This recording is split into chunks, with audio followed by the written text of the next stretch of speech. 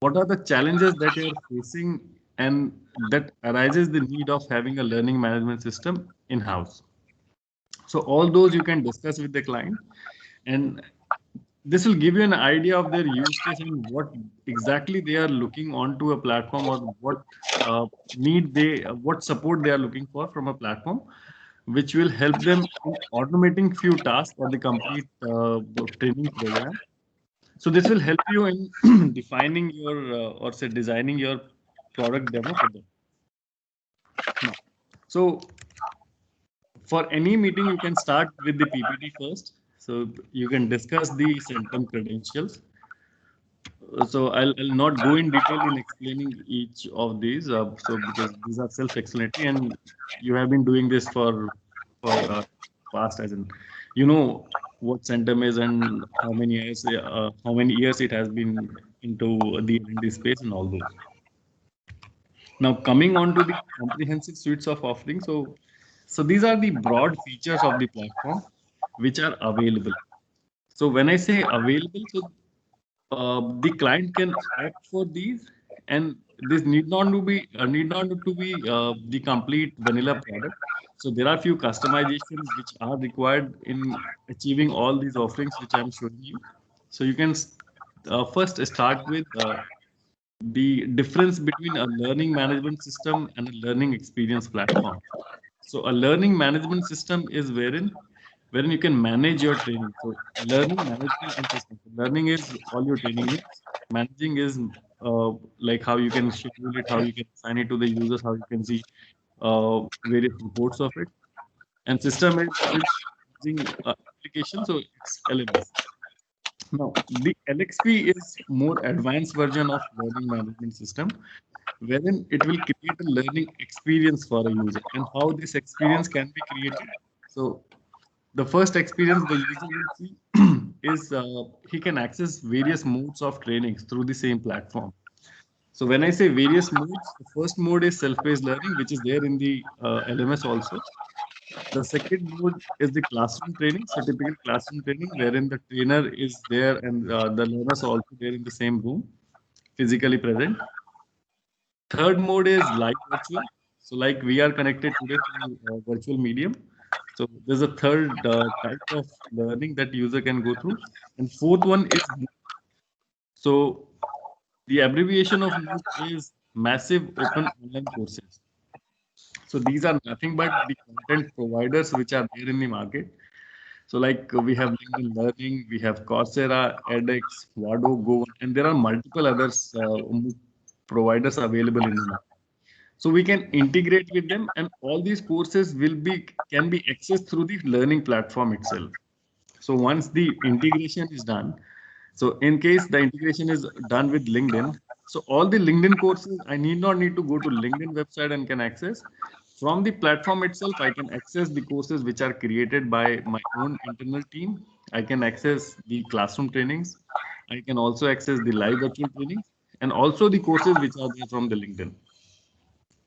Also, the application has a gamification part, so which makes it for a user to experience it more in an enhanced fashion, and it engages learner to use the application more and more. The objective, the more he use, the more he comes to the platform, the higher chances of that he's going through some content or some mode of learning. So to start with, you can see the first mode of learning is self-paced, wherein the first feature is personalized learning.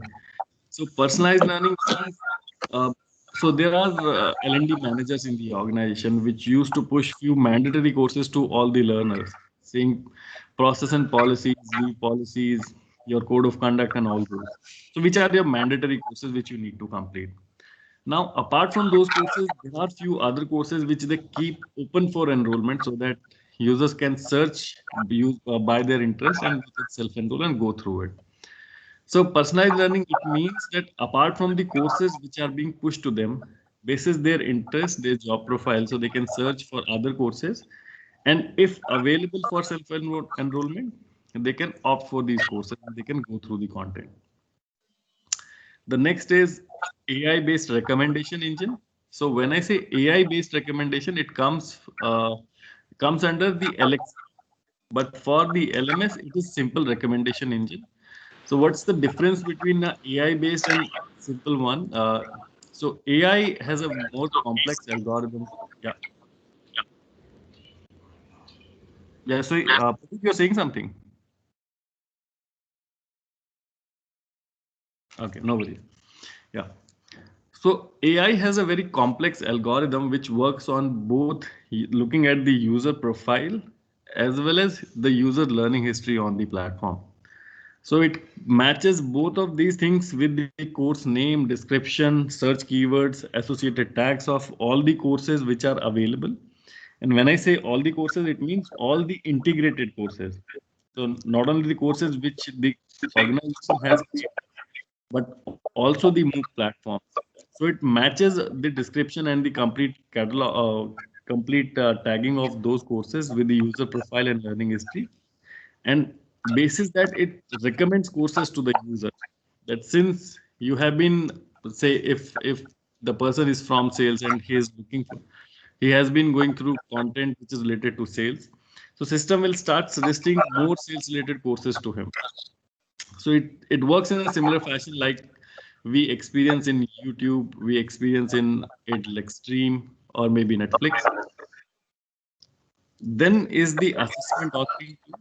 So the platform have a inbuilt assessment authoring tool which is very comprehensive, wherein multiple types of assessment you can configure.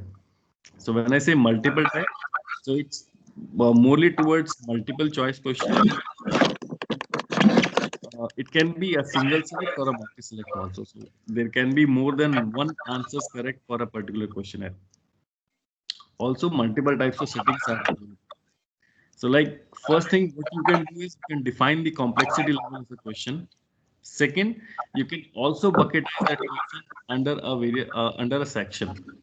So you may have a question bank of 100, which you can say categorize. I'm just throwing an example, which you can bucketize that into 4 different sections having 25 questions each. Then you can also define the complexity level saying in section 1 or section A, there are 25 questions, so out of which 10 are easy, 10 are medium, and 5 are difficult.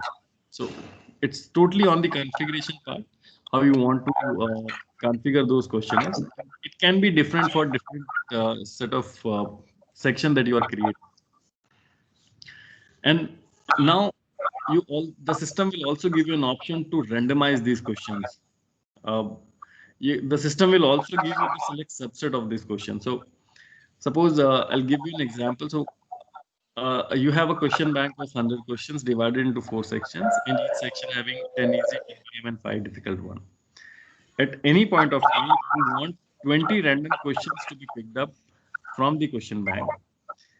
And these 20 questions should have 5 from section A, 5 from section B, and 5 from C, and 5 from D.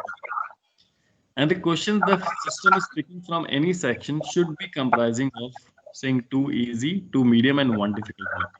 So likewise, basis section and difficulty level, you can create your own combination and you can randomize it and push it to the users. Now, basis the difficulty level, you can also define the marking scheme, saying for easy questions, how many marks you want to give. For difficult questions, how many marks you want to give. You can also configure negative marking to it. You can define the passing percentage. In case you want to give more number of attempts, you can also do that. You can also define some explanation in case you want to give more information to the users that why this answer is correct against each of the question.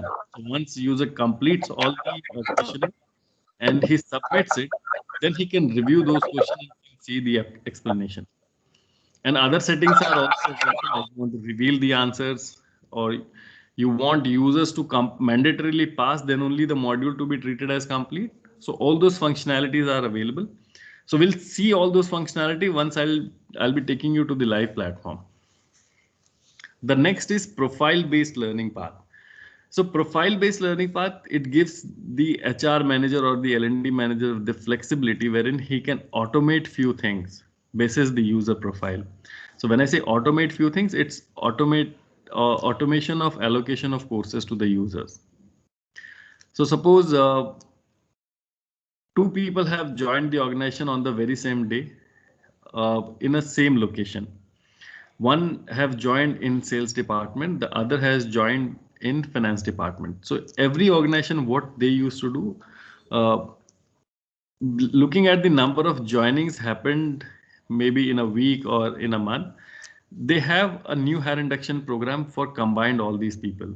So so what will happen is every business has used to come and he will explain about his business, what they are doing and all.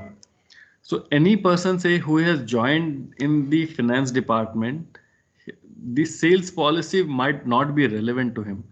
But since it's a mandatory one, so he has to go through it. So looking at the scenarios, the profile-based learning path is the best option that HR managers or the L&D managers can opt. So you can create a rule on the user profile by saying, so every user have few data associated to it, like his department, his designation, location, and it could be others also.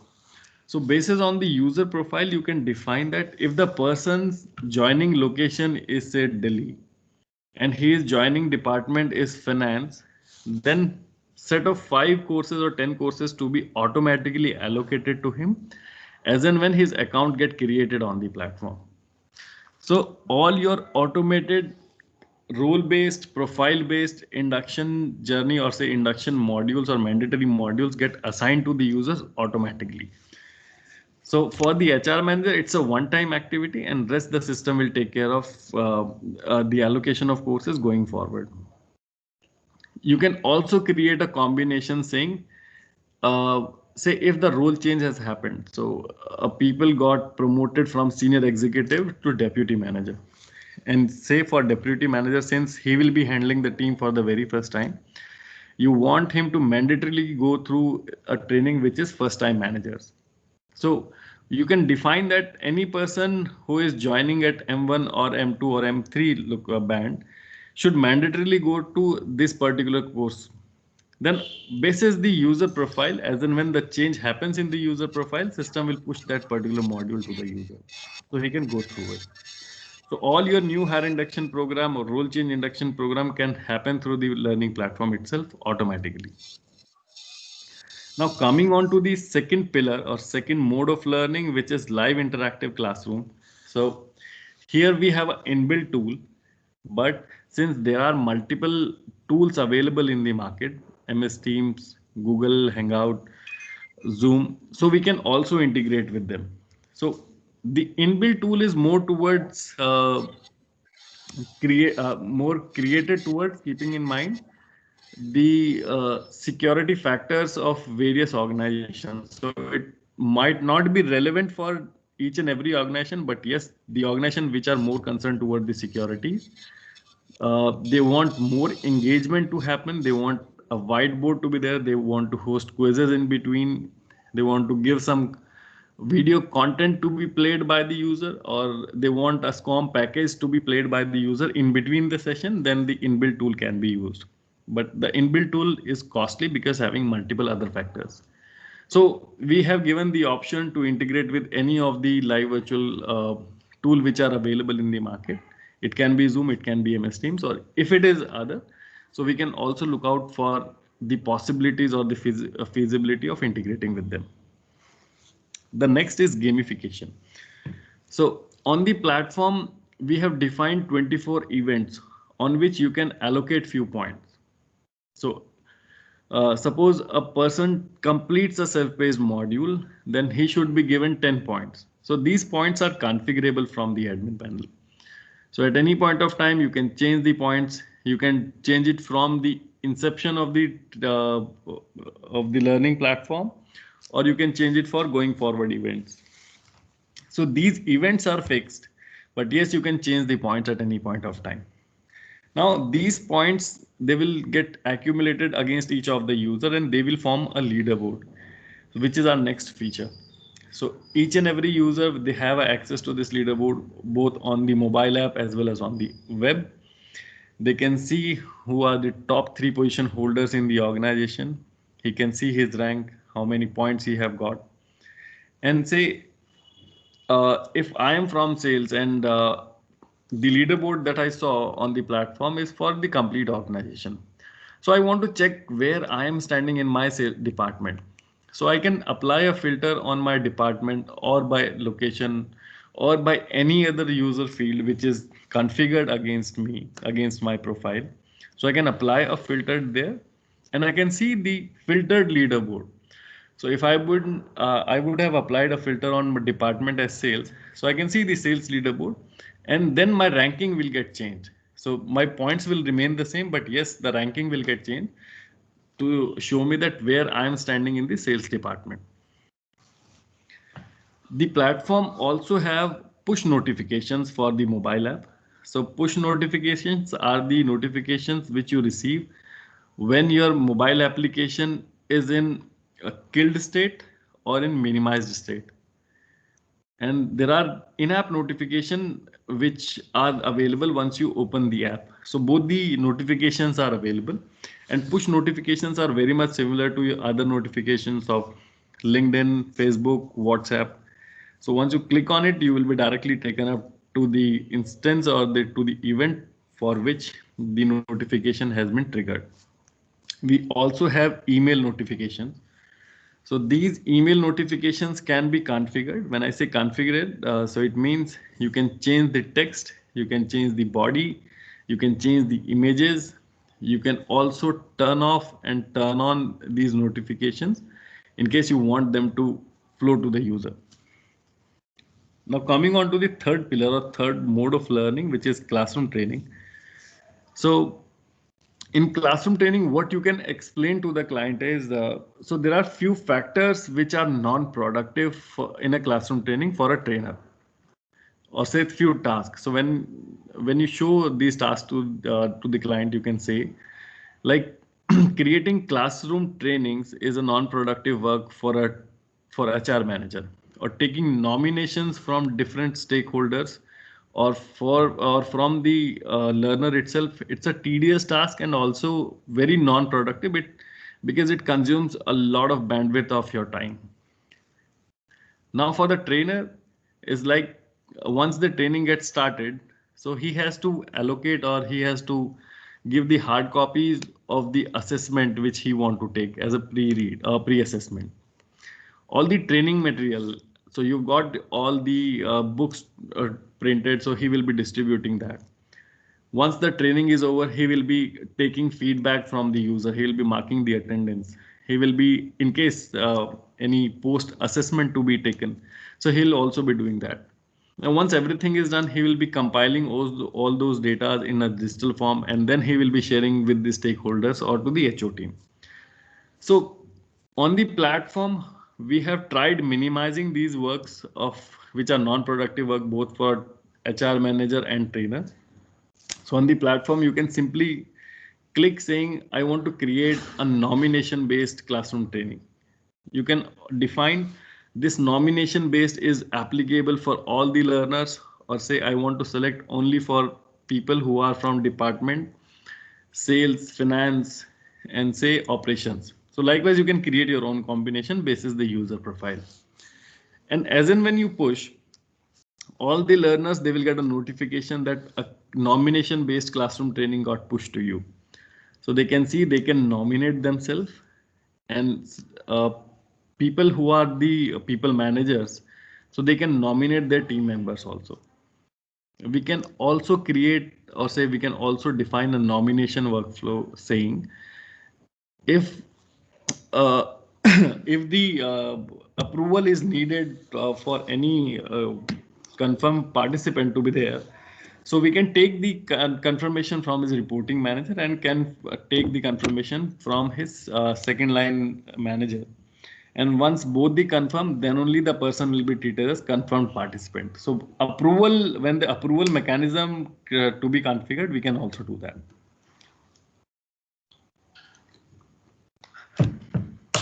Now, once the training starts, also the person is a confirmed participant, all the pre-read which you have configured, so it can be the pre-assessment or it can be a PPT or a document, will get automatically assigned to the users. Now, once you mark any training complete, the training material which you need to upload in a digital format will get pushed to the users on the learning platform itself, which they can access at any point of time. So typically what happens is, suppose I have been invited to a classroom training. So a book is given to me for my ready reference at any point of time. So generally what happens, either the book stays in my office drawer or at my home. So whenever I need it, so chances are the book is not with me. But being it digitally and available on my mobile application, so I can access it at any point of time. Third, the attendance can be marked on the platform itself. So either the trainer can say call out the names, and against each of the user he can say this user is present, this user is absent. Or we have a feature of scanning the QR code, which he can open. All the users who are there in the classroom training, they need to open their Centum Learn Pro app. There's an option wherein they can scan the QR code. And once the QR code is scanned, their attendance will get automatically marked.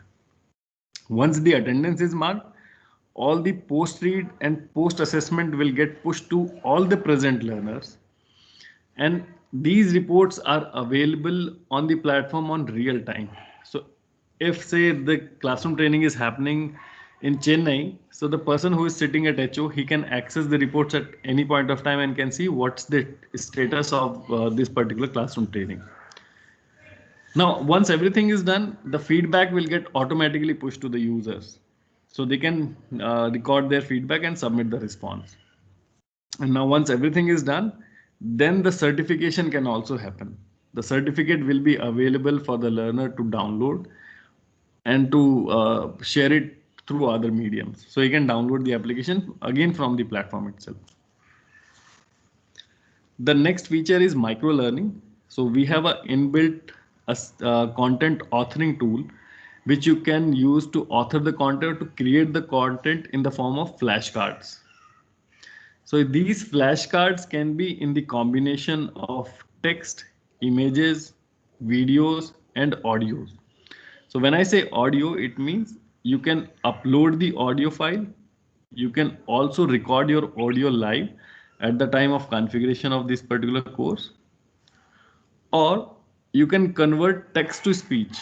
So you can convert your text into machine language, and there are multiple accents are available, which you can pick and choose.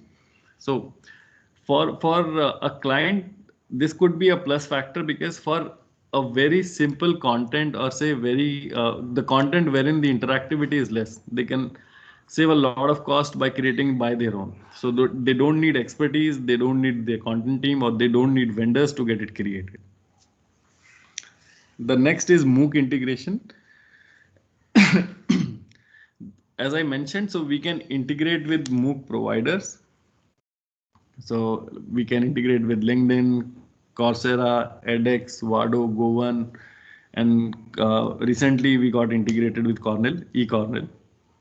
So as I mentioned, all these courses will be available within the platform, and for the HR manager or the L&D manager, all the reports will be available from a single platform only. So they need to go on LinkedIn to download the LinkedIn analytics reports. And for Coursera, they need to go on to different platform. Everything will be available from the same platform. The next is social engagement. So as and when a learner get enrolled to a particular course, so there's a discussion forum associated to each and every course on which the learner got enrolled to. These discussion forum can be used for peer learning. So like the user can ask the question. So all the learners who are enrolled to this particular classroom, particular course, they will get a notification and they can respond to the post done by any other user. They can like the post done by the user. They can also share this best practices. And when I say post, so the post can be in the form of a text, image, or a video. And we also have a feature wherein you can create a small team, which is very much similar to your WhatsApp groups. So you can use the platform to create a discussion forum or a restricted group of people who can communicate with each other. And you also have option to chat one-to-one with any of the user in the organization. And coming on to the next feature, which is analytics on the fly. So it means uh, you will have access to real-time analytics at any point of time, because the application is hosted on cloud, which is Microsoft Azure. So all the securities of Microsoft are there with us, and all the security measures are also taken place. So your content is secured, your data is secured, you will have access to real-time analytics, and the application is available both for web as well as for mobile. So when I say web, it means you can access the platform using your laptop or a desktop, having a good internet connection, and you can also access through Android app or through iOS app. So any question on this particular slide, or you need any clarification, please feel free to do so. So Ankesh, I have a question. Hi, Sunny this side. Hi, So, Sunny. so Ankesh, in this classroom training integration feature, generally, what kind of post-classroom feedback we can capture it, and as an LMS spoke or client can see what kind of report in it. So is it for only the feedback you are talking? I'm just asking about the feedback. Okay. So you can take the response from the user in a star rating, which can be a 10 star or a 5 star, or it can be a yes and no, agree, disagree, satisfied, dissatisfied, poor, good, excellent, or it can be a descriptive text, wherein it's a free flow text box wherein the user can type in his response. Okay. And what kind of analytics does the trainer gets at the back end of this? So again, is it related to the feedback only?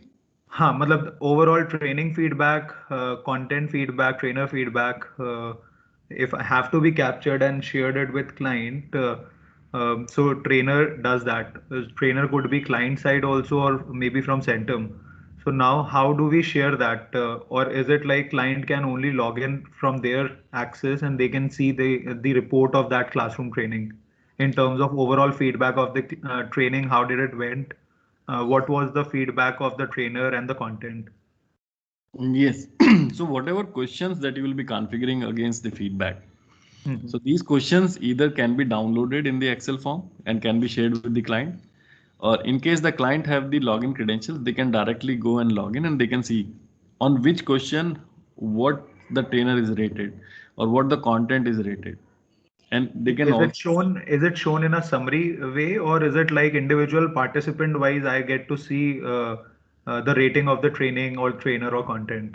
So on the platform, you will see summary, as in, say, first question is rate the content quality. So you can see how many users have rated 5 star, how many users rated 4 star, and so on. Once you download that report, you will see user-wise responses on which question, how many points, or say how many star rating he has given. And if the question was, or say the feedback question was a descriptive text one, what response he have typed in and submitted. Okay. And also, just another question on the top of this. So, as a manager, if his subordinate has attended a classroom, can the manager see the analytics of his learner also in this app? In terms of, or would he want to recommend him any session? Can a manager also do that?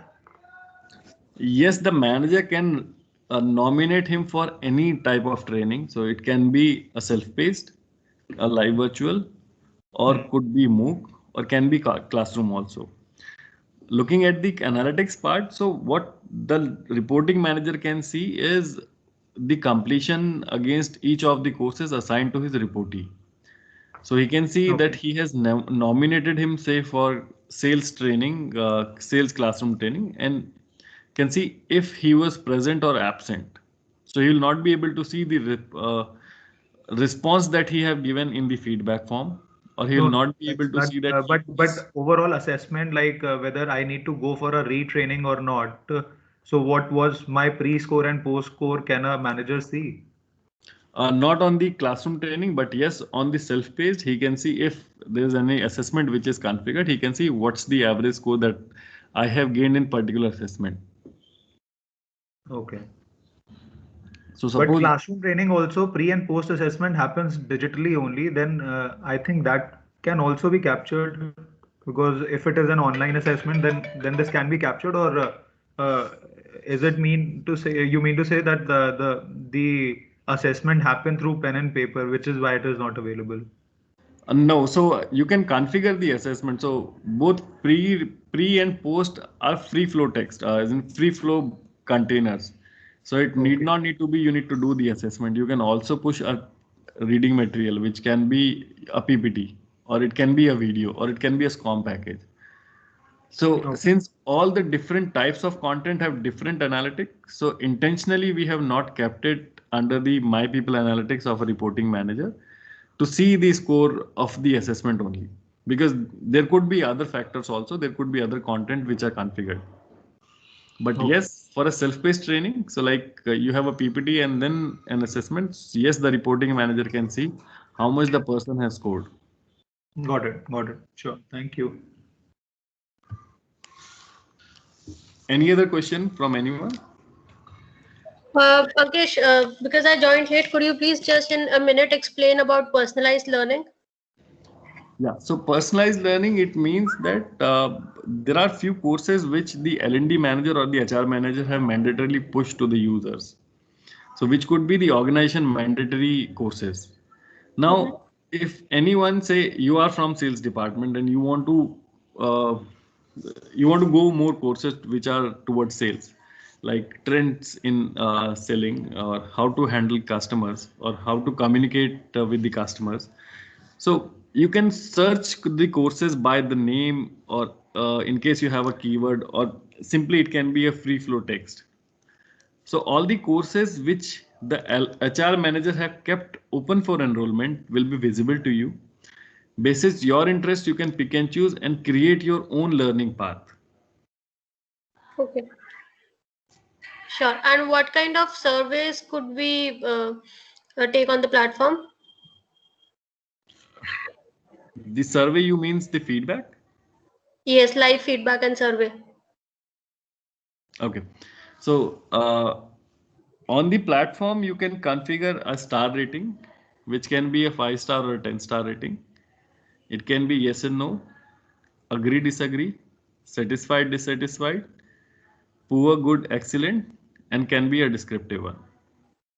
Okay, thank you. Any other question? Not from my side. Anyone? So we'll see the live platform, Bankesh. Thanks. Sure. Now, there are few use cases which we have captured in the same PPT. So most of you must be having this PPT, and in case you don't have, after this call, we'll share that with you. So these have various use cases of different organization or different clients of ours. So one is for an organization which earlier was using 5 different platforms for their learning. So I'll not spend time here, so which you can go through at later stage. So they were using 5 different platforms, one for mobile learning, one for their SCOM packages, which is the interactive tool. They were also using Coursera and other platform was LinkedIn. And all the classroom trainings were happening manually. So they used to keep the record in the Excel file. Again, the feedback is pen and paper, assessment is pen and paper. So everything was pen and paper only in terms of classroom training. So we have introduced LearnPro and all different forms of learning are available for the learner through the same application. Now it's a very smooth flow for the learner because he can access, and also for the admins and trainers, they can access the report from a single location only. They have also introduced the new hire induction program because they were into retail. So they have multiple retail outlet located in different cities pan India. So if I go to the next, yeah. So earlier, what used to happen? whenever a huddle was to be planned, so the person sitting at the HO, which is the national sales head, so he plans the huddle with the retail sales head. So he communicates them what's the focus product for the day and what didn't went well yesterday and what could be the next possible solutions to cater these types of issues which they have encountered in previous days.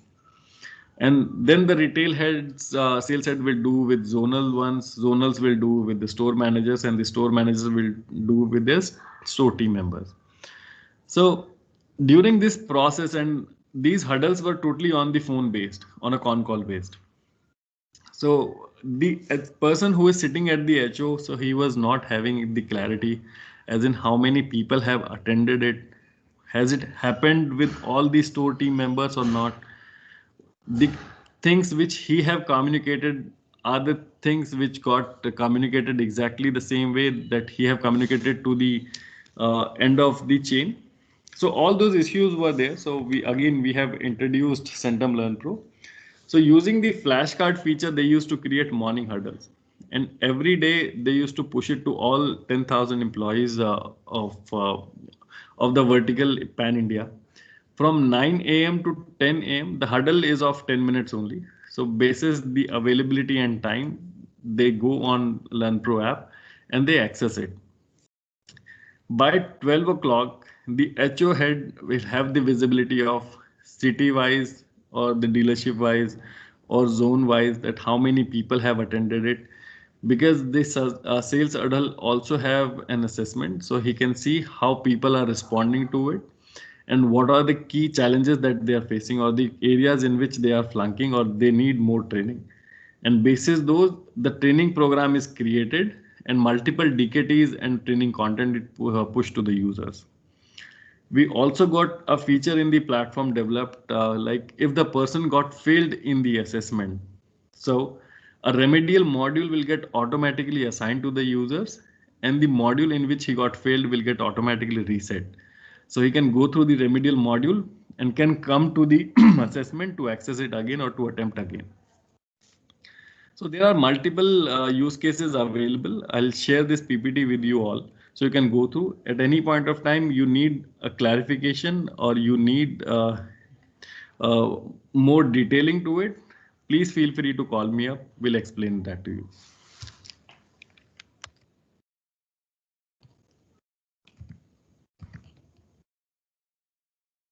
So I'll share my screen again.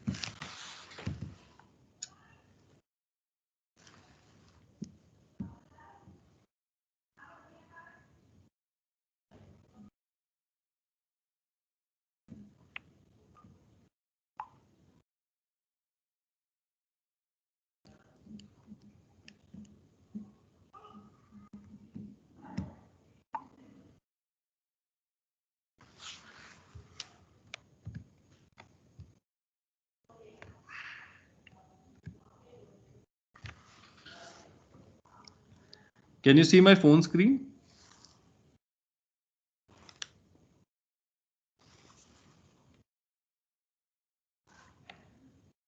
Sunny, can you see my phone screen?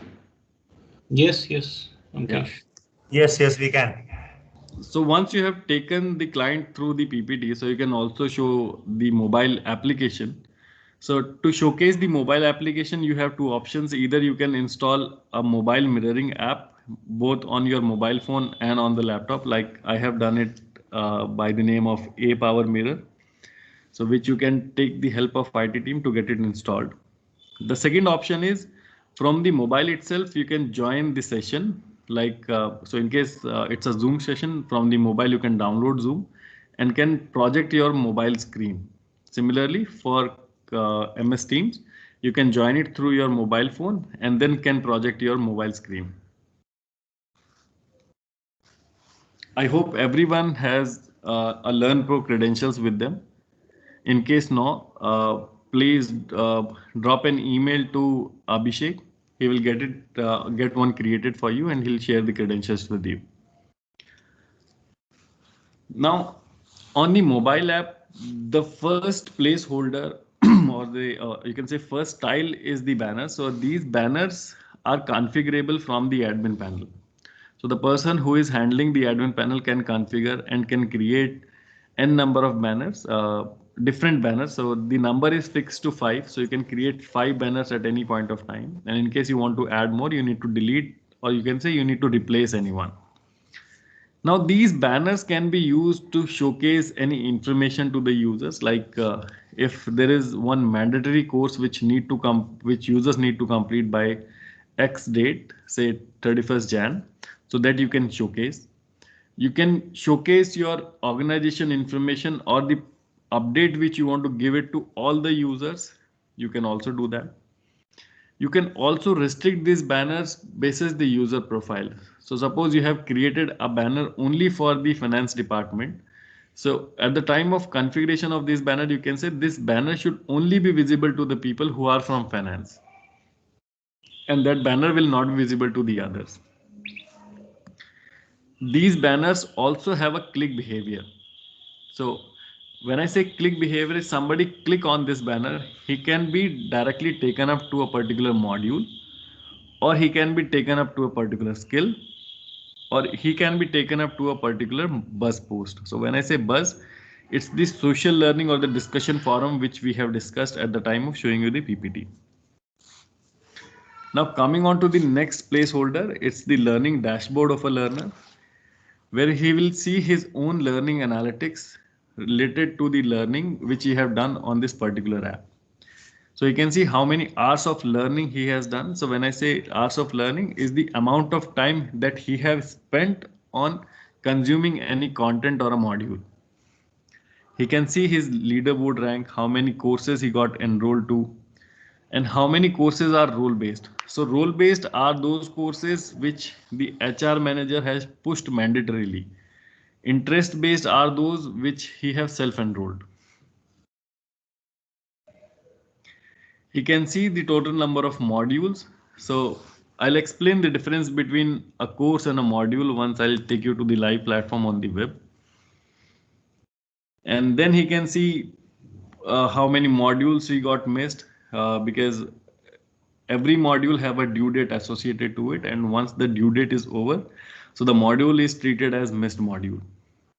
He can see his own learning analytics, as in how many modules he got enrolled to, how many of them he have completed, not completed. So you can see a green bar, which means it's completed, and any module having a transparent bar, it states it's not started.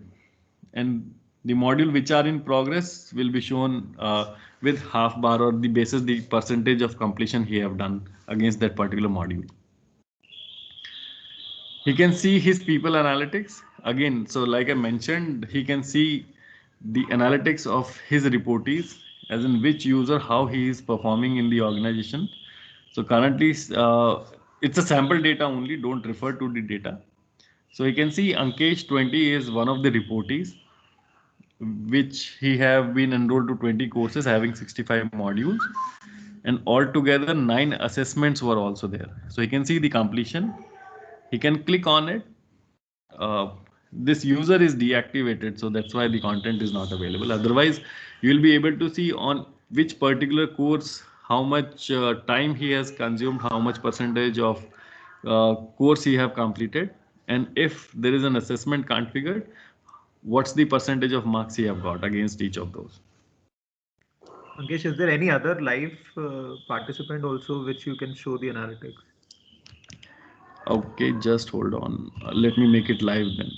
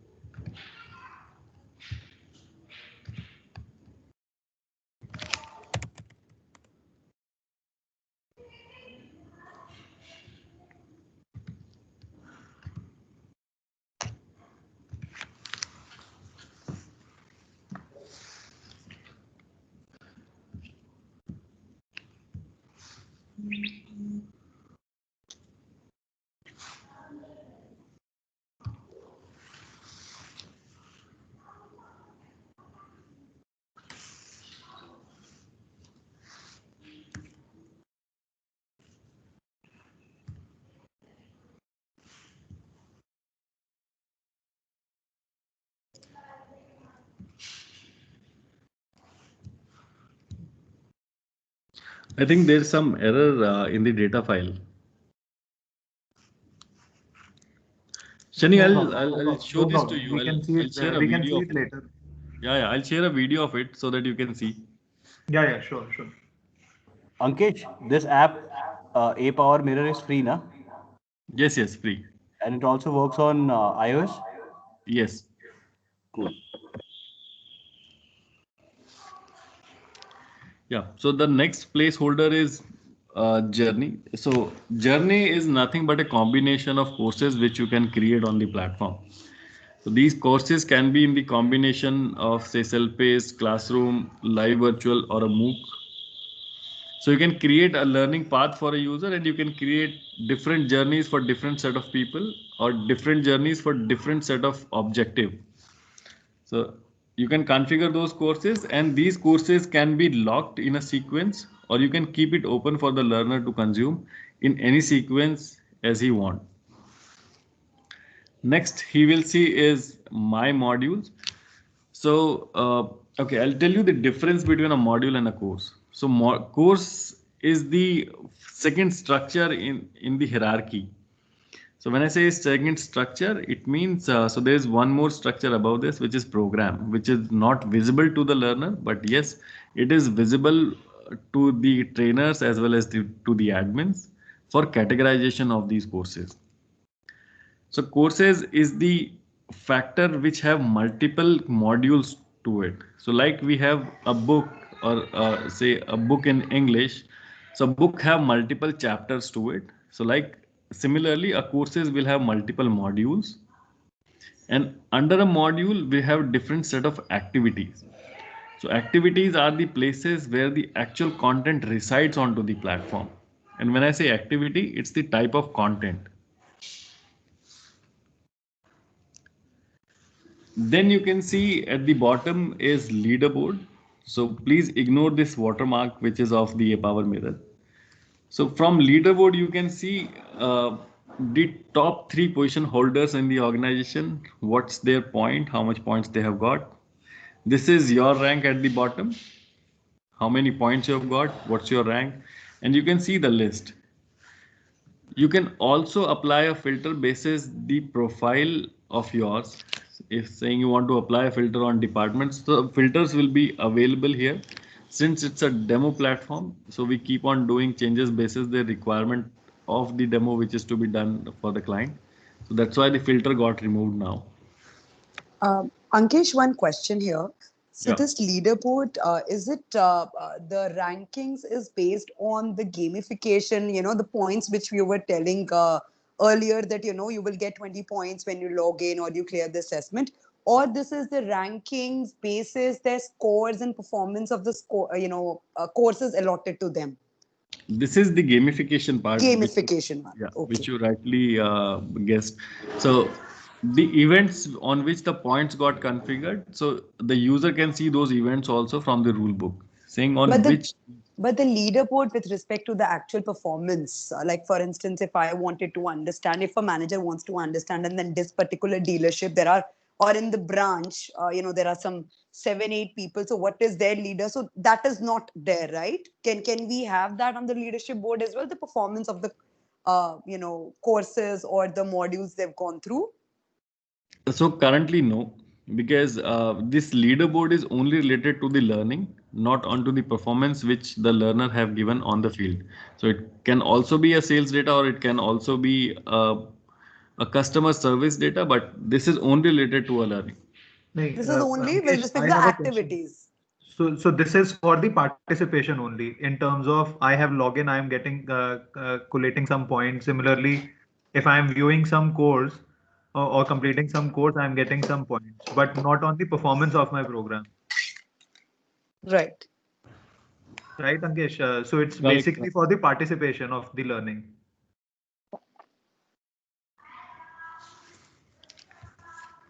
Yeah, Ankesh, if you can again clarify that. Yes. So, but Sunny we has cannot rightly even have mentioned. that. Yeah, so we don't have that. So since it's a learning application, so all the things are related to learning only. I understand, but if at all, as per the analysis, right? If we see that after the assessment, out of those 50 people, 10 people scored this, and outcomes and the of that assessments cannot be portrayed in the form of this leaderboard. No. So that can be done manually. So you can download the report from the platform, and then you can do it on the Excel and can share it with the client, but not on the platform. Or alternatively, you can create the leaderboard basis the rule which you will be creating, and you can display here on the banner. But if I may ask, Ankesh, is this the feature? I mean, or Sunny can also, just throw some light. This particular feature is not only available with our platform, or is it available, not available with any platform? I mean, because I don't know much, so Sunny can also throw some light as per his experience with other clients. So generally, what happens, Kavleen, here is every platform might have different features. I'm sure that would be available in the universe somewhere, because since you have rightly highlighted, it will be available in any of the platform. But currently in our system, it is primarily upon participation. But I think Ankesh is suggesting a solution in case if that is even not available. Maybe we can create something on banner. Right? That's right, Ankesh. You're suggesting something on banner only, na? You can push So in the. case you want to showcase the top 3 holders of particular assessment, or say top 3 rankers, so you can create a banner and can display here. Okay, but okay, not for the teams, but for the top qualifiers. Or top qualifiers or anything which you can do manually. So this is a manual process which system will not automate. Okay. But in Ankit, the reports and the analysis, we can get those details, right? I mean, whosoever scored what is the ranking of that particular state? Let's say in Maharashtra, there are some 50 branches. Out of those 50 branches, how many people have cleared the assessment and what are their rankings? Yes, yes, I'll show So, you in next 10-15 minutes. shows. Okay.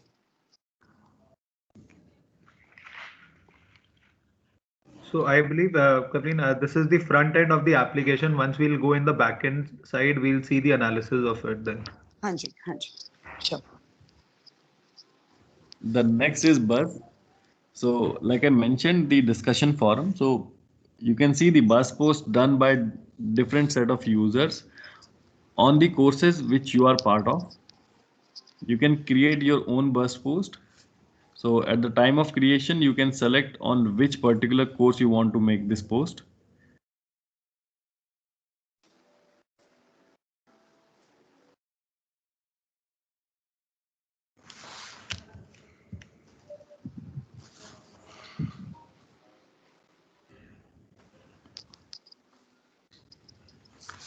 So you can select the course on which you want to make it. So I want to make a Buzz post on customer handling, or say customer service. I can type in my text. I can also upload any attachment, any document, PDF, or any image. I can click a photograph or a video also, and can post along with it. So it can act as a supporting document, or say I found very interesting which the competitor has done. So I can quickly take a photograph and can post it on the Buzz.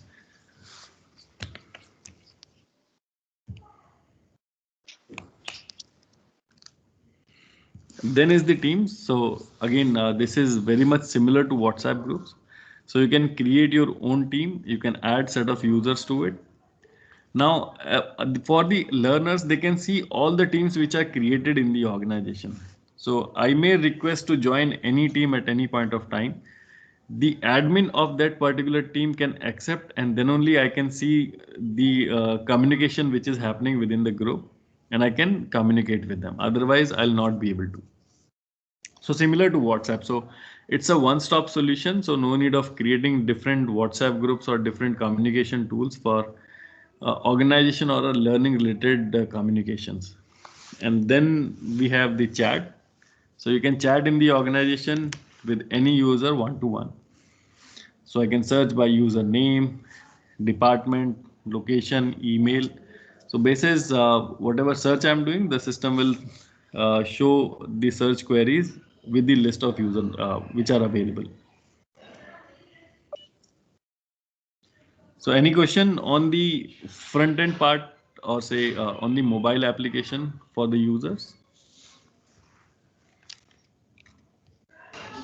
So, Ankesh, I have a question. So, if I would want to classify in the front end only page, like since this is the different UI, as a client, as a customer, if I'm coming to Centum and I suggest certain changes in terms of the display of different, I would say, hierarchy or the courses or the structure of the overall learning, I can, it is flexible and I can make those changes. So let's say, for example, I have LinkedIn course which is available with me. I have integrated with Centum tool, or I am currently internally also I'm doing classroom trainings, virtual instructor led training or self-paced training. So I can display it set of courses also in terms of delivery style also, like which is classroom trainings or VILT, or let's say self-paced kind of training also. Is So that it will possible? not. Yes, Sunny, I've understood your requirement. So we have also done this for our clients in the past, but the it has to be done from the developer level. So it's not in the hand of the admin. Secondly, it comes at a cost. So again, a part of the customization. So we can discuss the requirement, like how you want the style or the workflow of a user on the mobile app, so that we can discuss. But that is doable, but it is Yes, chargeable. yes. It is on chargeable basis. Yes. So like you can see my module. So for Airtel, what we have done is we have given them an option, like the number of programs that they will be creating. So we termed as learning streams. So they will see various learning streams like learning stream 1, learning stream 2, and all those courses which are part of those learning streams will be visible for the learners. So they will have 10 to 12 set of bifurcation. And in case a new bifurcation to be created, they can do it from the front end itself. Okay, So yes, it's a part of customization only. sure.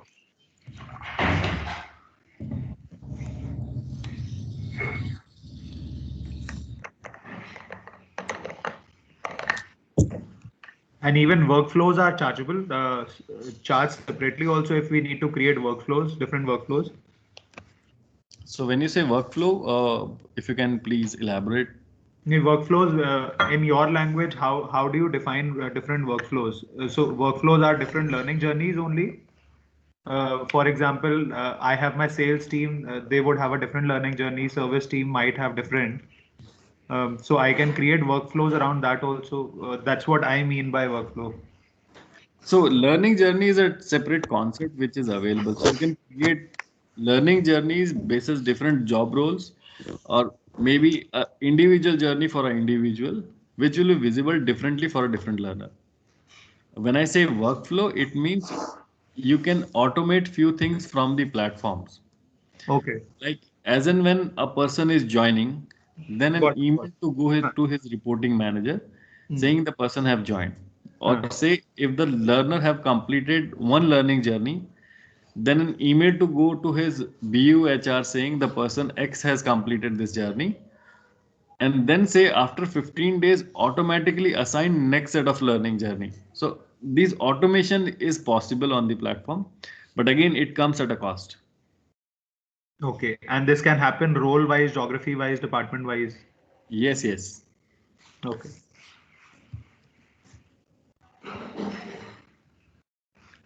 So if there are no questions, I can directly jump on to the live platform of web. Yeah, yeah, sure, sure, Ankesh. I hope my screen is visible to you all. Yes, it is, Ankesh. Okay. So we discussed about the architecture of the platform. So the platform has a three-tier architecture. So on the learner side of it, we have seen the courses and modules. Now this is the trainers panel or the skill master panel, wherein he will see the third level, which is the program or the third categorization. So program courses and modules, it will help you in bucketizing your content, or the actual content which you want the users to see in various combinations. the major benefit of creating courses and say these bucketization is as and when you will be allocating few courses automatically through creating rules on the platform, a set of courses can be created and that can be pushed at once only. So on the platform, we have three different roles. First role is the admin.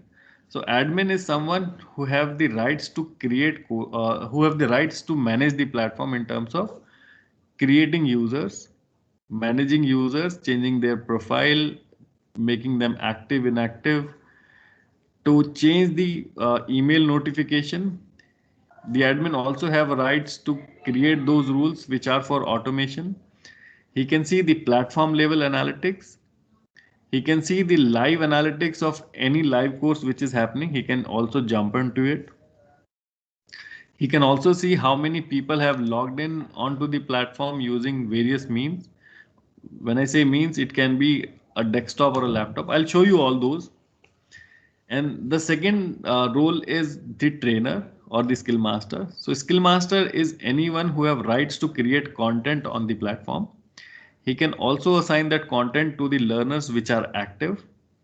He can see the content wise analysis or say the module wise analysis for all those courses in which he have created or he have been invited to see the analytics.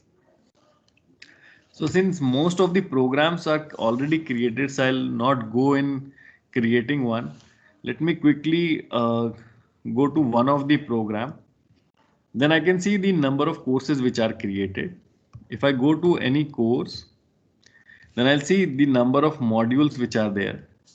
Now here I can create my own module also. So I'll click on create a module. The system will ask me which type of module you want to create. Will it be a self-paced module, live virtual, or a classroom one? So we have seen 4 different forms of learning in the PPT. So fourth form is MOOC, which is provided by the MOOC provider or the content provider. So you can only create 3 and the 4th will come automatically on the platform. So suppose I create a self-paced module and say how to give demo. So you can define the name and then you also need to define the description. So which talks more about what the module is. So basis your name, system will also suggest you few images. So it's again the suggestion. So you can, in case you want, you can pick and choose, or you can upload any image which is there in your drive on your laptop or a desktop, or you can directly copy from web and can paste it out here. Now, once the module is created, system will ask you which type of activities or which type of content you want to upload. The type of content that the system support is a document type. When I say document, it means all your PPTs, PDF, images, GIFs are supported. You can also upload videos. You can also upload YouTube videos.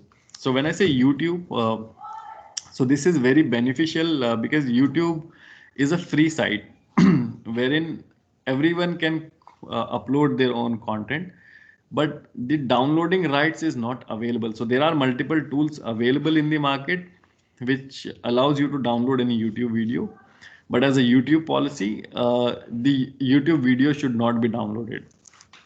So what you can do, you have found out a very interesting video, but you wanted to show it to your set of learners. So you can simply copy the YouTube URL, which is the video URL, and can simply paste it onto the platform.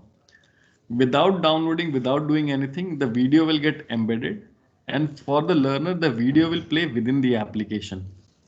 So if he is viewing the video through web or through the app, the video will play within the app. It will not take the user to YouTube, or it will not take the user to a YouTube app on the mobile. So it will be a seamless experience for a user. Similarly, you can also host websites. You can copy and paste the website URL, and again, the website will open within the application. You can configure objective type quizzes, which are your multiple choice one. You can also upload interactive games and simulations, which are nothing but these COM packages. You can also create subjective assignments. So subjective assignments are nothing but the questions wherein the users will have to respond by typing in the answer. And along with the answer, he can also upload a supporting document, which can be a PPT, an Excel, or a video. And then you have the flashcards. So any question on the content type?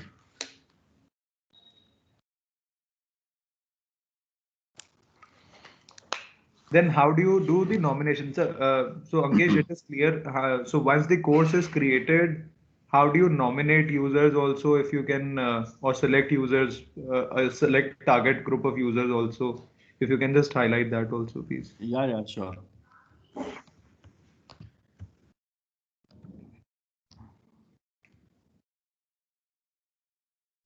So suppose this is one of the, this is classroom, sorry. Suppose this is one of the assessment which you have created. So at the time of publishing, system will ask you how you want to push it to the users. So you can say, I want to assign it to all the learners who are available on the platform. Or I can say, I want to select to only few learners who meet the target criteria. And target criteria you can define from the user profile, saying I want to push it to the users wherein the business unit is 1 mg and say AV agency. So again, this is sample data, don't refer to the data.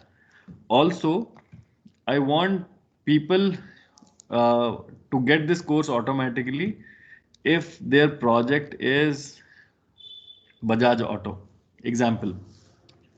So once you have done this setting and you click on publish, system will automatically scan all the user profile and will automatically push it to the users where it will see this combination.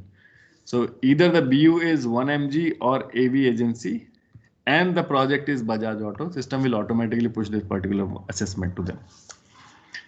You can also define saying the user will get X number of days to complete. So say this particular module got assigned to me today. So from today, I'll get 4 number of days. So within 4 days, I need to complete. And if somebody is getting this particular course on say 1st of Feb, so from 1st of Feb, he will get 4 days. So these days are configurable, which you can, which the trainer can change.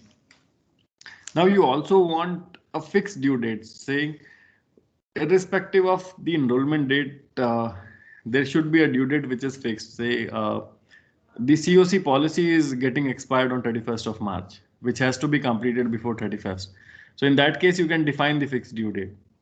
Now, once the due date is over and you want the module to get locked and should not be accessible to the users, so you can lock the module also. Yeah. So I'll not go in detail in explaining how you can create the courses because it will take a lot of time and looking at the paucity of time. We may schedule it on another day in case required. I'll show you the analytics of on the platform and how deep level analytics are available.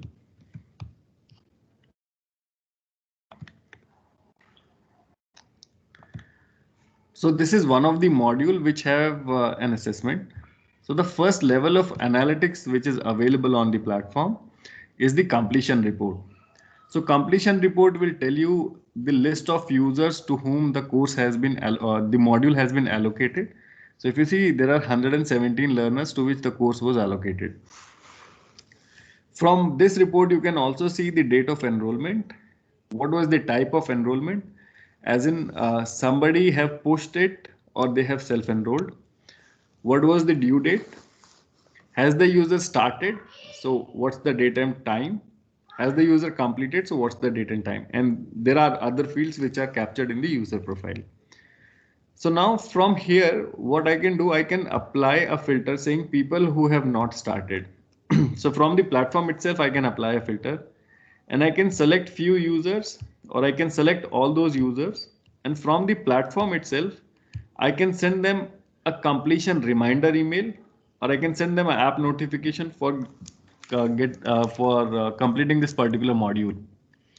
So it's a very easy process for the trainers also in terms of sending the reminder. So they need to download the report and then do mail merge and then sending the mails. So system will take care of all those things. Now coming back to the content, which was an assessment. So I can see a deeper level analytics associated to an activity. So since it was an assessment, so the first report that I have on the platform is the distribution of participant score. So in this report, I can see how many users are scoring what percentage of marks. As in, I can see how many people have scored between 51 and 75%. So I can see there were 5 participants, and there were 30 participants who have scored between 76% and 99%. I can see the section wise breakup with difficulty wise, how many people, what's the percentage of average marks the people have scored. I can go by users, and here I can see the user wise report, as in which user, when he have attempted the quiz, how much time he has taken, how many answers he have given right out of total number of questions, what is the score, how many percentage of marks he have got, and what is his status, has he got passed or he got failed in the assessment. In case multiple number of assessments are configured, so I can also see in which attempt he have cleared it or in which attempt he have scored this particular marks. Now I need a detailed report also, as in I want to see this particular user, which is Abdul Rahim, how he have responded to each of the questions. So I can click on the username. I can see the question wise response. Which question, what's the section and difficulty, obviously. What answer he has given, what was the correct answer configured, has he given that answer correct or not, and for this particular question, how many points or how many score he have got. Now this report is available to download in the form of Excel for this particular user, for all the users, and for all the users combining all the attempts. So you'll see attempt wise responses submitted by users. Now coming back to Kavleen, your question, as in you want to see BU wise or city wise or dealership wise how people are scoring. So if I apply a filter on city example, so system will project me city wise number of users, what's their average score, how many of them have got passed in the assessment, and what is the average time they have taken. So from here only I can analyze saying which is the area wherein the more focus is needed. So if you see Western region, so it have 4 people and only 1 got passed. Although this data is incorrect, that's why it's showing 107. Otherwise, I can click on this and I can see the user wise response, who are those users and how many of what's the score what they have gained. Now there is also one report which is by questions. So this report will help you in analyzing and identifying the weaker areas of the training program. So we'll take an example. Suppose there is one assessment happened and you can see the average score was 80%. So everybody is happy that the training program was successful. But if you go to this report and you will see there are 2-3 questions on which most of the users got flunked. And although they have scored high, but there could be one question or the one section wherein more focus or more detailed training is needed. So if you see this particular question, which of these is not a benefit of 4G?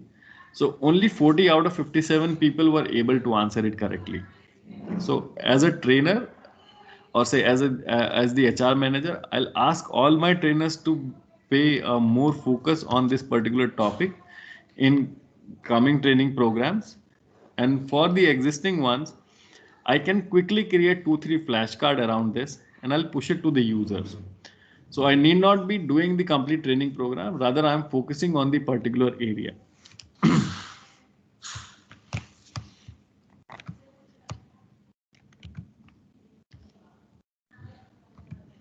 Now coming on to the document type analysis.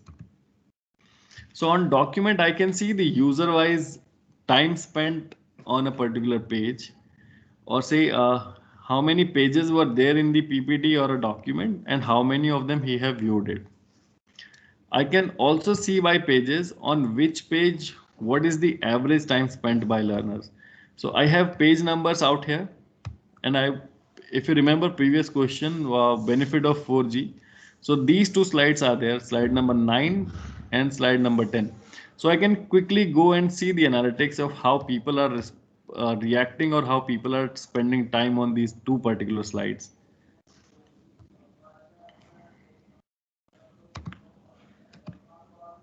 Yeah. So if I go to slide number 9 and 10, I can see there were 52 views on both the slides, but the average time was less than a minute. So from here, I can analyze the quality of the content, and I can also see, I can also analyze saying, since the users are not spending time in going through the content of this particular page, so there could be one of the possibility that they are unable to score well in the assessment. Also, there could be a possibility that your users are not interested in going through a document. Rather, they are more interested in going through a video part. So I can ask my content team to create more videos rather than the content so that the training will be helpful for the users. Kavlin, I hope your questions got answered. Yeah, Ankesh.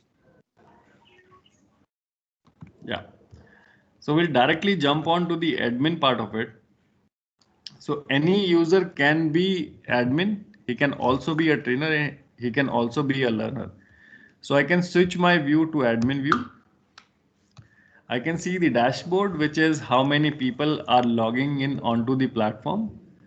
I can define the period, say define the duration in which I want to see the report, saying from 1st of January, I want to see how many people have logged into the platform.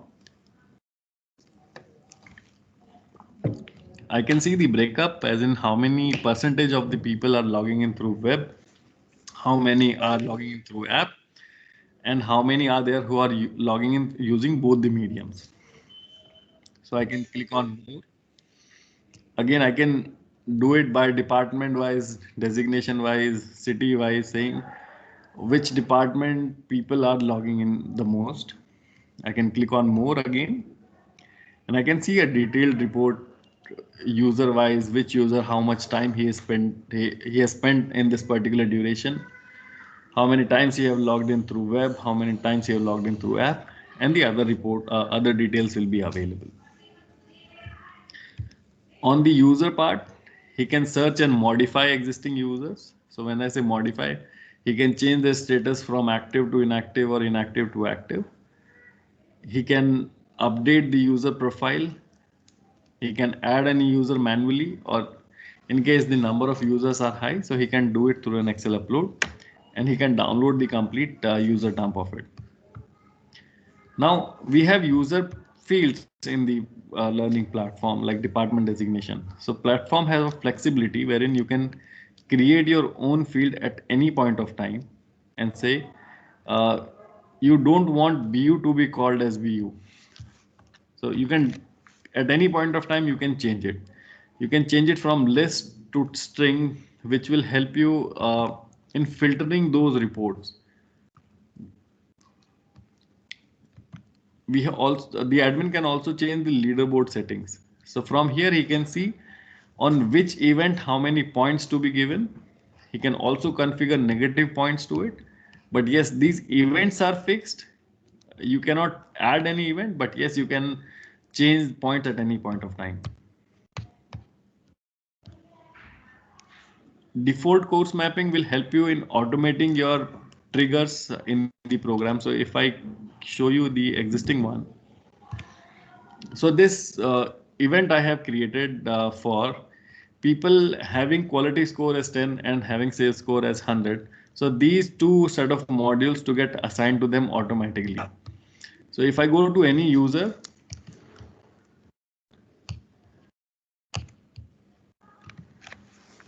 so I'll have these two fields in the user profile, which is quality score and sales score, which you can, which this can be used in an area wherein both quality and sales data is to be captured on the learning platform, and basis those data, certain courses to be get pushed to the users. So if I say quality score for this particular user is 40 and sales score is 60, So if the combination is found in the course default course mapping, system will automatically push those configured modules to the users. So you can also say if the quality score is going down, so you can configure a few courses so that he can go through and he can perform better. Ankesh, can you share a used case around this on quality and sales score? Because this looks interesting. Where can we use and apply this? Okay. What So kind of organization setup or uh, what would be in the client's mind to use this feature for? okay, so I'll tell you, I'm in discussion with Big Basket currently, Mhm. me and Vishwajit. So Big Basket, they have a use case wherein they have multiple people who are deployed at call centers. So every week they used to do a quality audit, and basis the quality audit, basis the marks that they will got, they used to push few courses or the training content to them manually currently.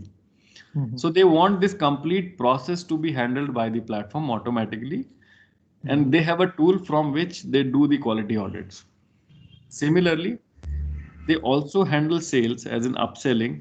So their sales data is getting captured in a different platform, Mhm. and they want basis those sales data again few modules to be pushed. So if they are performing good in sales, then it could be only the feedback which the user can give on improving the quality score.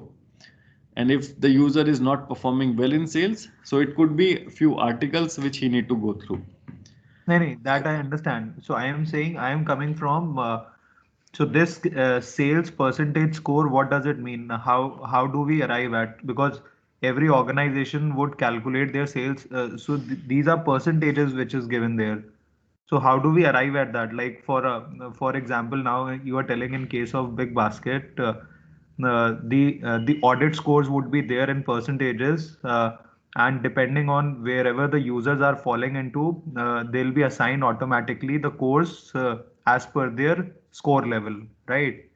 Percentages level. Now, into sales or maybe into quality, how are we ensuring that? So some organizations would have a different sales matrices. So how do we align it with into percentages here?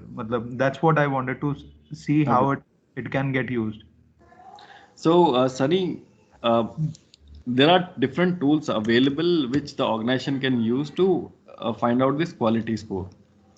Okay. Now, there's a different tool which is recording the data, and that recorded or final process data will be sent to the learning platform just in the user information. So we are not doing anything here. Okay. So So we are which just means if an organization would have are using SAP, Salesforce, or any other platform, from there the data can get input in these two fields. Is it? yes, yes. Okay. Okay.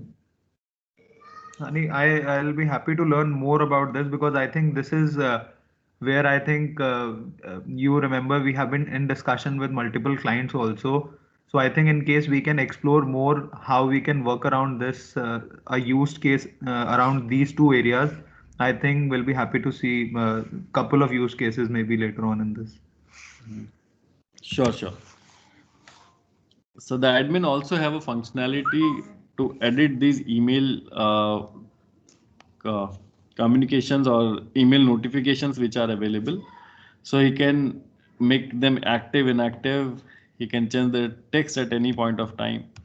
He can change the subject. He can change what message to be given in the email body, and he can also change the image. So this flexibility is there, and multiple types of emails are available which you can make them active, and basis the trigger, the user will get the notification. We also have a periodic reminder wherein you can select the settings saying, I want to send a periodic reminder to all the people in the organization for self-paced module as well as classroom modules, or can also be only self-paced. I want to send a copy to his reporting manager also. I want this to happen every week on Monday and Friday. So every Monday and Friday, all the users which have at least one course in their to do which they have not completed.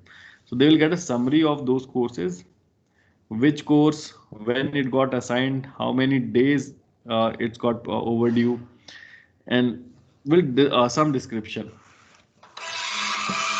So again, this you can configure, and this you can send it periodically to all the users automatically by the platform itself. You can see the complete platform level analytics in terms of completion. So you can see different course type, how many people have not started, how many are in progress, how many of them completed. You can apply various filters. So again, this data comes from the user profile. So you want to see by designation wise, by BU wise, or city wise. So this data is flexible. So different organization will have the different data here, which they can do it at any point of time. I can go and check by learner attributes also, saying I want to see by department wise, city wise, how well people are completing, as in what's the highest completion of which city. I can go by program wise also, or I can go by learner wise also. Which learner, how many modules he have been got enrolled to, what's the completion, has he completed all those or not, and all the reports on the platform are available to export in the form of Excel. So any questions till now?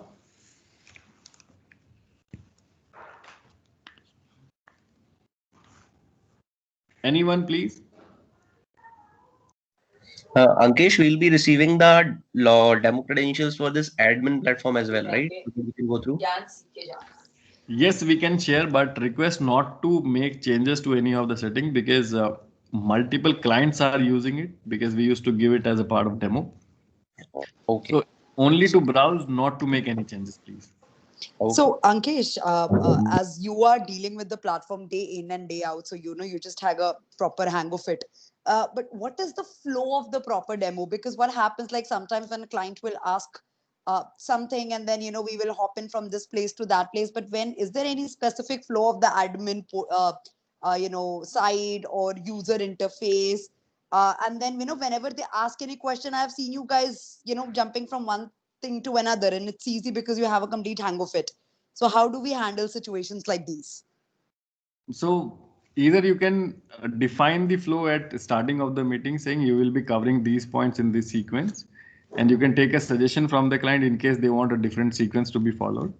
Or like I have done with you, you have asked a question and asked you to wait for 15 minutes so that most of your answers will get automatically answered. You can follow the same approach also.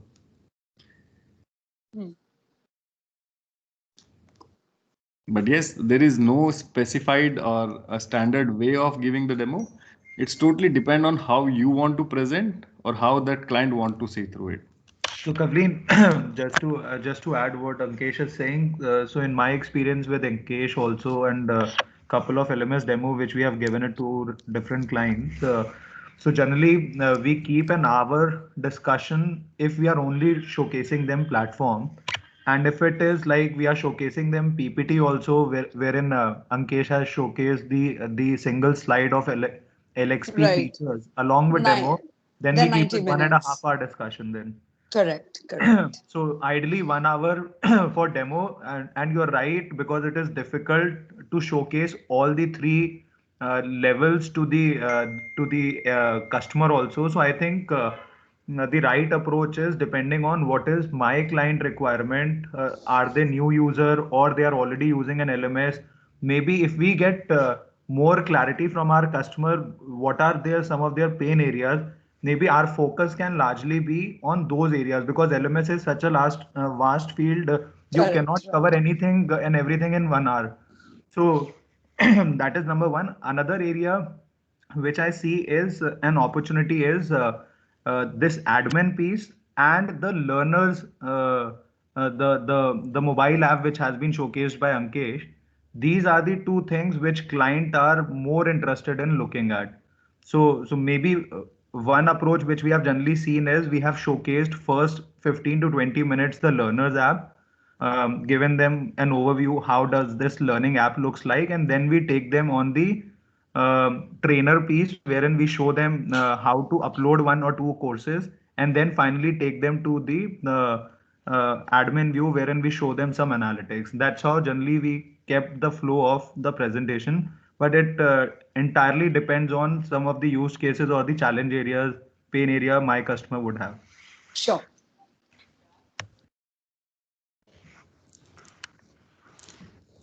Yeah. Any other questions? Because majority of the points I have covered are, and the platform is so vast that I can go on for next 2 hours and I'll not be able to explain all the features.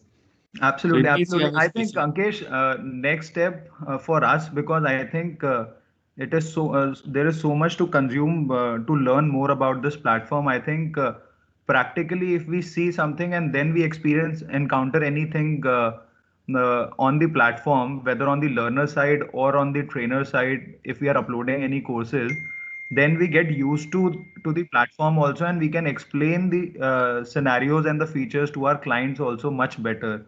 So in case we can get some demo IDs, maybe first, maybe for the learner side also, then maybe sub-admin IDs wherein we can create few courses. Maybe as an assignment, everybody would have to create one course so that at least we are aware of the features. And then if we encounter anything, maybe we can have a reconnect 1 hour session again then. Sure.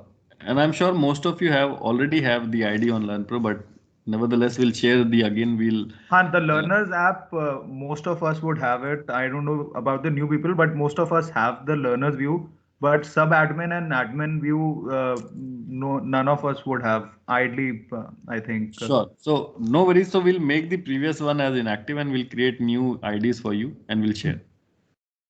Sure, sure. So in terms of giving demo, so what we were discussing with Rajneesh earlier also, while Rajneesh has also asked us to give the demo to our customers at least for the first time, because asking help from Ankesh becomes difficult when all of us would have to reach out to our customer. So a first level kind of an interaction can be taken care by all the BD team members or any front ending team members, and then thereafter when we are getting into a detailed discussion showcasing the technical aspects of it is when I think we can involve you or other team members from the LearnPro team for discussions then. Yeah. So which is why in case we can have those demo IDs created and shared with the team, I think that can help us at least handle first level kind of discussion with our customer, wherein maybe in quick we can give them a quick overview of the overall LXP. Sure. That would work. So would you be sharing those demo IDs after this? How will now the flow would be? So just after this call, we have a call with TVS. So probably we'll be sharing this by Monday. Sure. Sure. Great. Anyone else? Any questions? Sunny, one more thing. Like for instance, you know, the other projects and other products when we had these mock, calls. So I think because right now this is in fact more technical. So I don't know if everybody in the team is very confident of giving. I think the slider is fine, right? The slide which Ankesh had shown, the features detailing and everything, that is perfectly fine. But the first demo, session, if at all we can have a quick mock rounds internally to break the ice for all the team members, that would probably help. Yeah, definitely. Why not? We can organize 1 or 2 mock sessions also. I Exactly, think yeah. wherein people can participate and we can learn from others. Correct. Sure. We can do it next week, I think.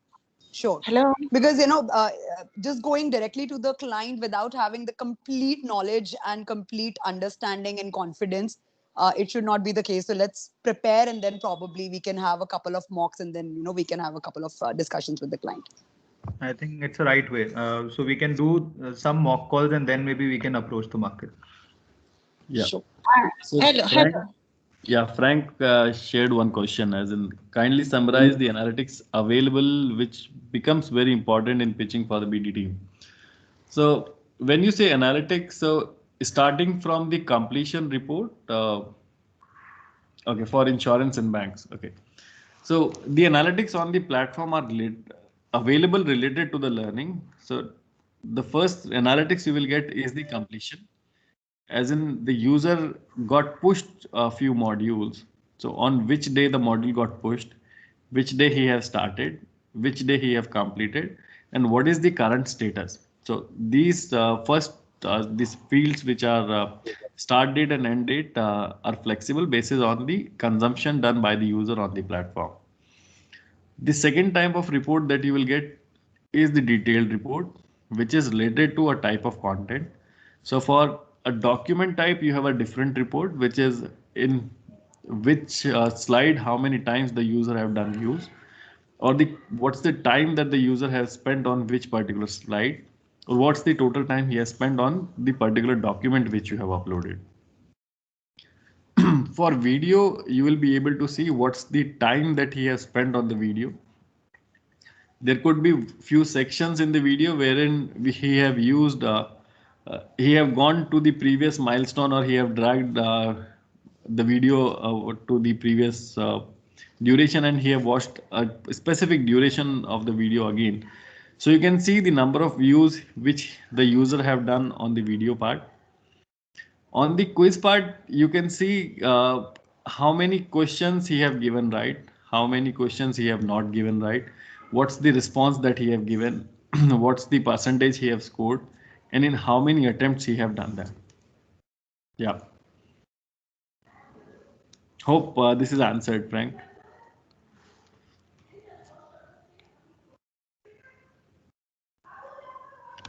Yeah, I think he has somebody else also have written, Esther also have written a question, and I think I think just from my reference, insurance, banks, or irrespective any other industries, I think the scenarios for learners would going to remain the same. Only thing is the organizations they are working in, the sectors are different. There could be some unique use cases which you can identify, which can occur in different industries.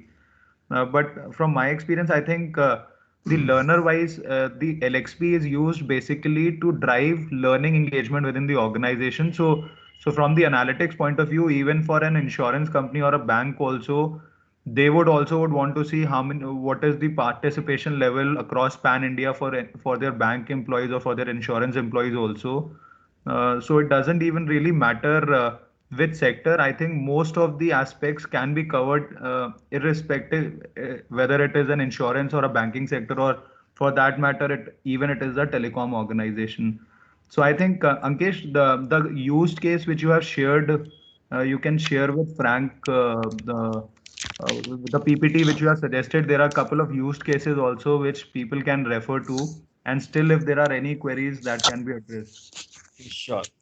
So the next question is from Easter. So Easter, yes, the content can be accessed offline, provided the content should be in the form of a document or a video. Secondly, the user need to have a good internet wherein he can download the content first, which will reside within the application. And once the internet is not there, he can access it offline. And again, to sync back the analytics, he need the internet so that the analytics get synced to the learning platform.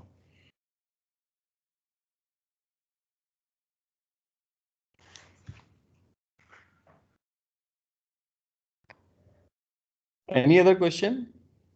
Sure, I think no, Frank only have mentioned. Thank you. If you share with me, I'll appreciate. So I think he's asking for that how to pitch for the courses, like the slide which I've just spoken about, the used case. Maybe you can share it with all of us so Sure. that we can refer it.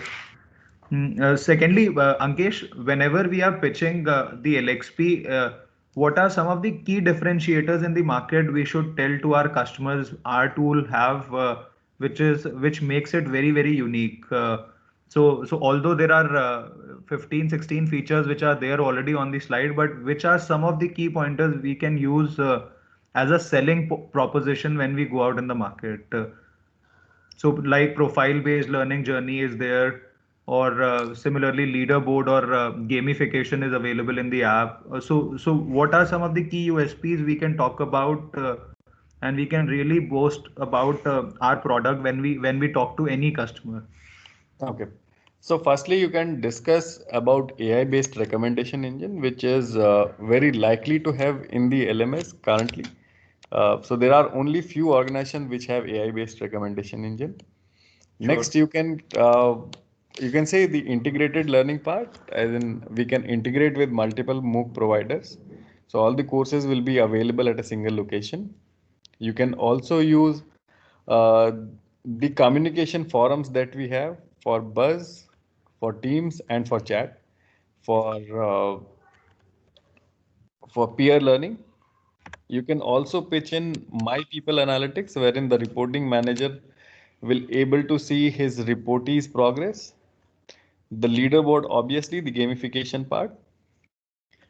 Uh, Integrated classroom trainings, because the type of analytics and the type of flexibility that we have on the platform is likely to be there in other platforms when combining both self-paced and workshop or the classroom.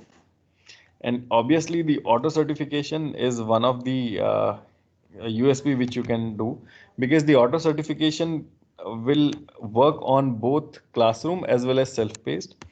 So as and when the user completes a self-paced or a classroom, the certificate will get automatically pushed to the users.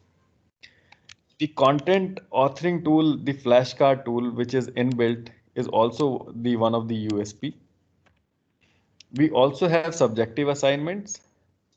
There's one more feature on the platform which is fire-based URL. So suppose I am one of the user. I found a very interesting course on the platform, and I want to share it with my team members. So there's an option to share. So I can share it within the application, or I can share it through WhatsApp also.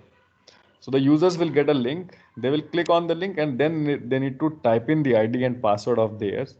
And once it is done, they will be directly taken up to the particular course. So again, you are sharing the best practices across the platform with different users, your peers, or it can be your team members also. What does this feature call?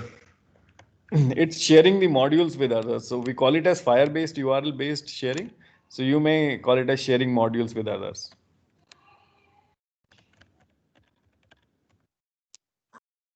So I'll also share one PPT with you which talks about the key differentiators which you can use basis the use case of the customer. Need to be shared completely with the users, but yes, basis the use case you can share for 5 things. Okay. And Ankesh, also in terms of when we get in touch with our customer, there is a sheet also which we have created in Excel to gather the requirement from any customer.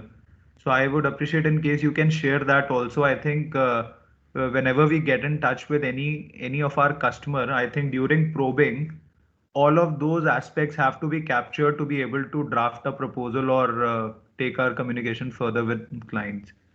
So the Sure. requirement So gathering sheet which we yeah, have. so that sheet we have created earlier. So we wanted the use case to be flown to us earlier so that we can decide upon the cost. But now this we have changed. We'll share the revised one, and we Okay. have already shared it with Suvendu. I'm not sure if that has been shared with you or not.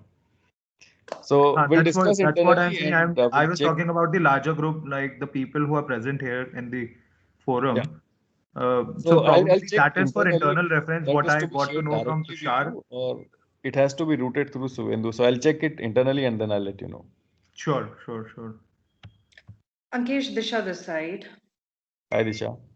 I First of all, apologies. I joined late, so maybe I have missed what I'm going to ask. My questions are I have two questions. First of all, can one ID be given both learner as well as admin, or maybe learner as well as trainer rights? Yes, but the only limitation to it, uh, a person who have created the training, as in the trainer, will not be the learner in the same training.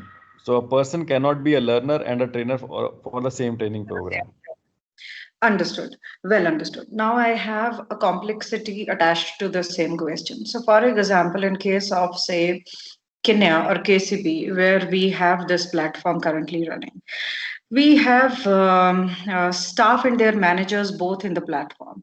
Let's take a case of KCB where they keep asking us that supposedly there are 200 SMEs attached to one manager, another 100 SMEs attached to another manager. Manager is also there doing the same courses or maybe different courses, whatever. He's also there as a learner. Now, manager wants that he should get the admin rights. He should be able to see his team's performance, how his team is doing while he is a learner himself. Is that possible in system? Yes, possible. So we can restrict the analytics. We have a feature, My People Analytics, on the platform, wherein he can see the completion report of his reportees. He can see which user to how many courses he got enrolled to, and in which course what is the completion percentage. So Fine. he will not So- be able to see the detailed analytics as in terms of That's okay. However, some summary will be available there. yeah, Right. summary. We have the feature.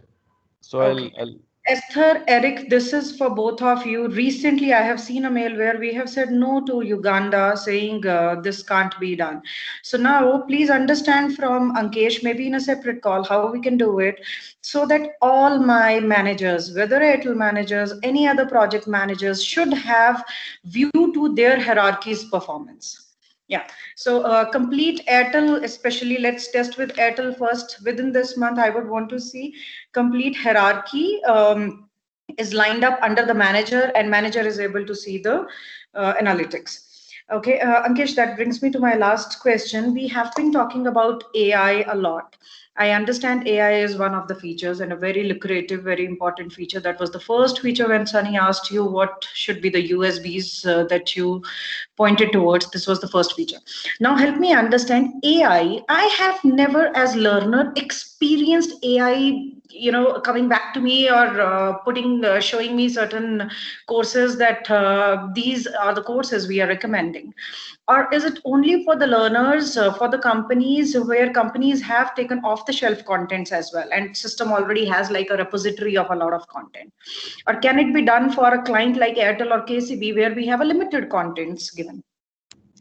So Disha, yes, this can be done on Airtel Africa also, but the only challenge that I see is for recommendation engine to work, they need more sample data, as in more quality data and more quantity data.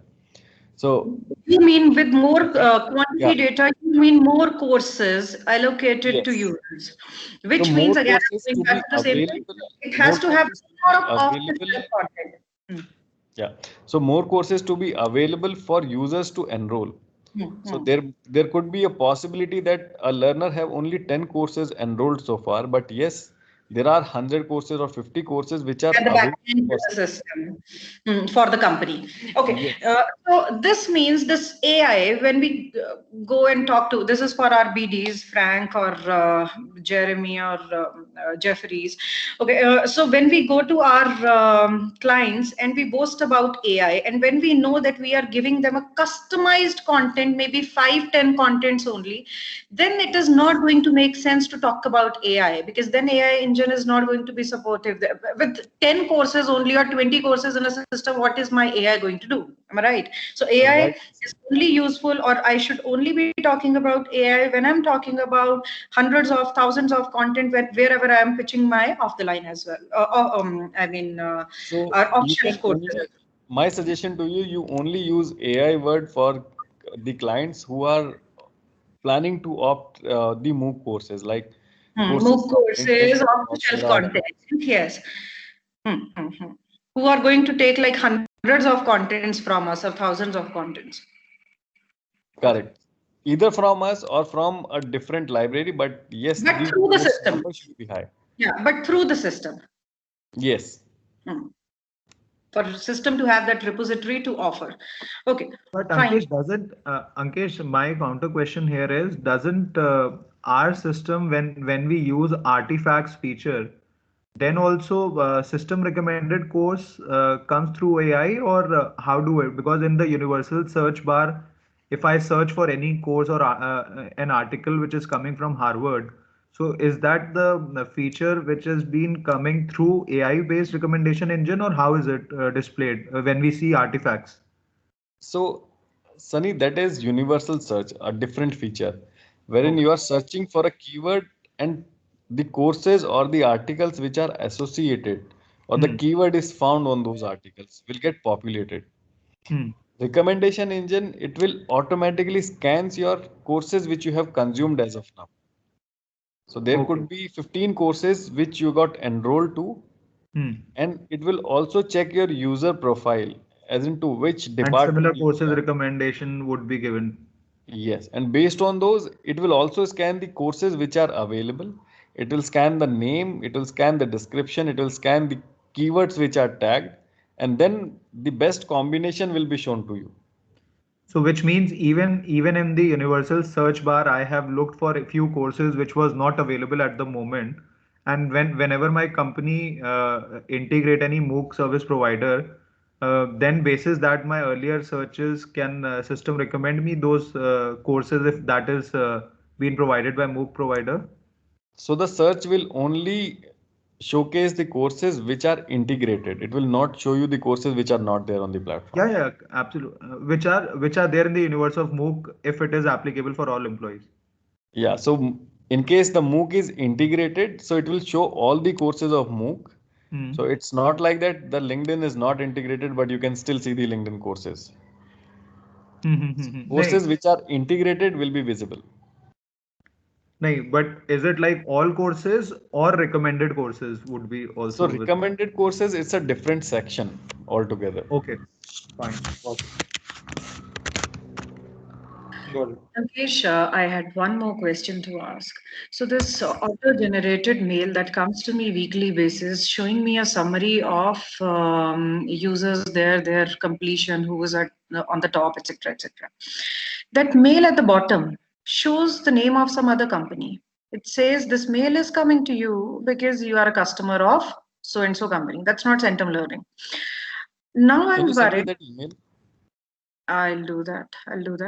And at the bottom right side, I suppose, it shows the name of some other company. My concern is now we have given admin rights to some of our clients as well. Recently, last week only, there was one client I had given admin rights to, that to a group client.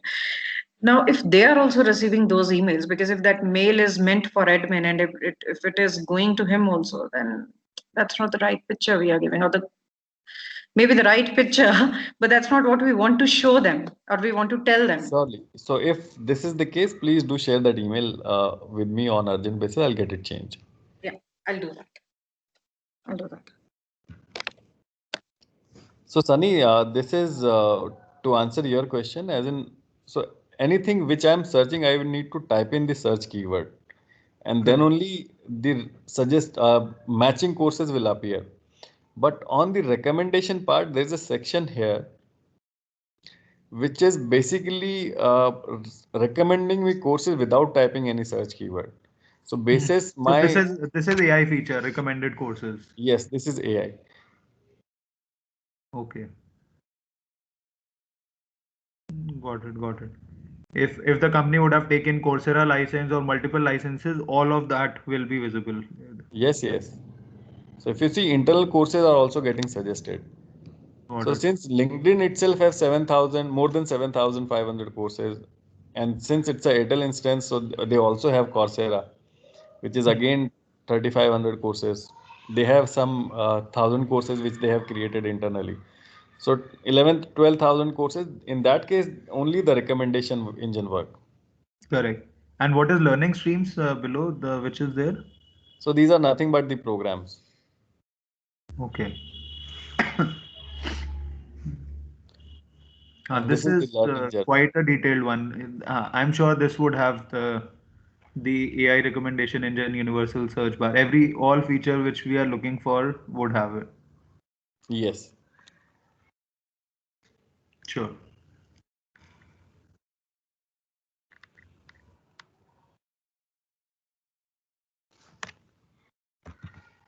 Yeah.